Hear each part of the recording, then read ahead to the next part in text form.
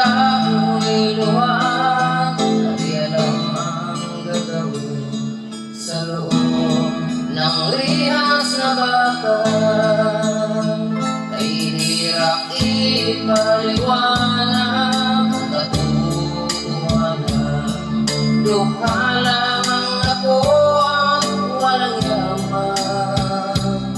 Pinaratangan ng kasalanan ay ko naman ginawa sa mga taong dalang kaluluwa.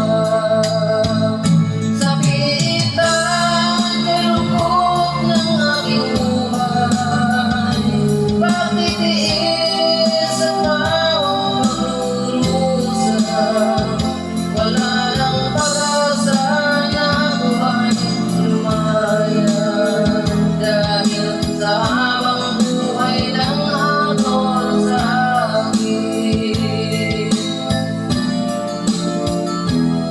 At nang ako ay tiisip doon sa hukuman, ako'y napaiyak nang ako'y hatulan.